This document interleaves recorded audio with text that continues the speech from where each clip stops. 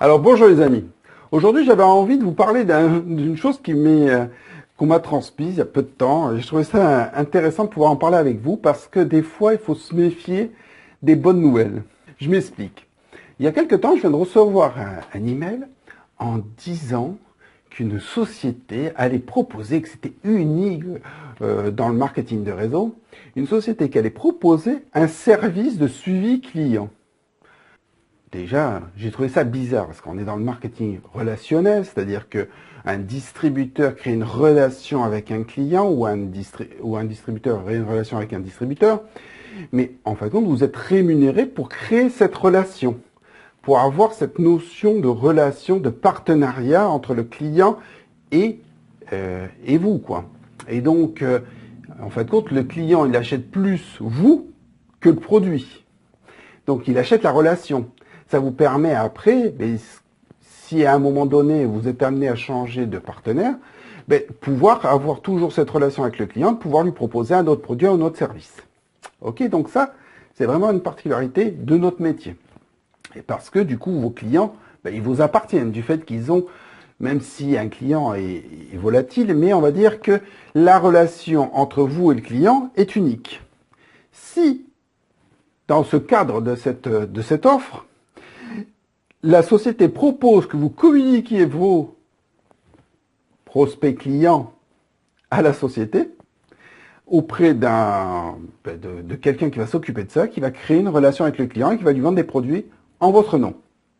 Bien sûr, il y a une contrepartie, c'est-à-dire que votre rémunération plus ou moins elle est tronquée par deux, une pour payer la personne qui va s'occuper de ça et l'autre une partie pour vous. Donc on aura presque tendance à comparer ça à de l'affiliation plus qu'à du marketing relationnel. Donc il faut être clair que vos clients que vous allez référer à la société, dans ce cadre-là, ne vous appartient plus. Parce que la relation, elle n'est plus avec vous. Elle est avec la personne qui a en charge de créer la relation client.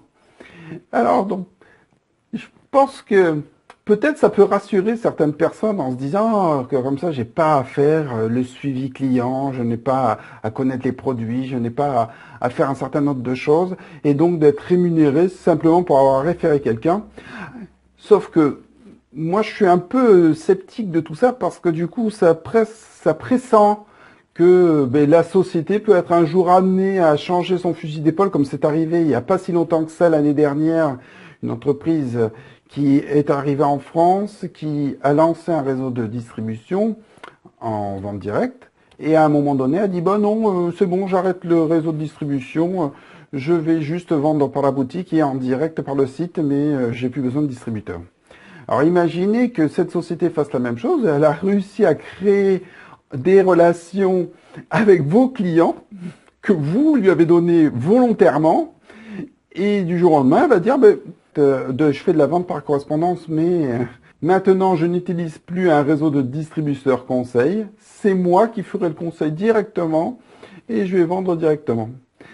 Je pense que c'est plutôt extrêmement dangereux à un moment donné de pouvoir donner ses clients comme ça à quelqu'un et de plus être maître de son activité.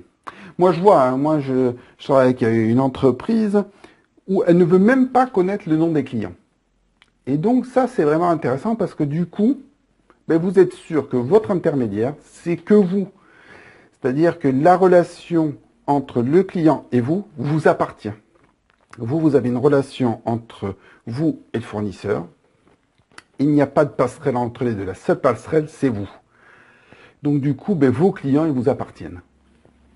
À la limite que peuvent vous appartenir. Quand vous êtes en vente directe, en marketing relationnel, vous avez quand même une relation qui a été créée avec le client. Donc on peut supposer quand même que le client va rester avec vous. Voilà. Donc faites attention aux nouvelles qui semblent comme ça. Waouh, fantastique, je vais plus rien faire et quelqu'un d'autre va gérer mes clients. Faites attention à ça. Peut-être qu'il y a anguille sous caillou. Allez, bon succès à tous, au revoir.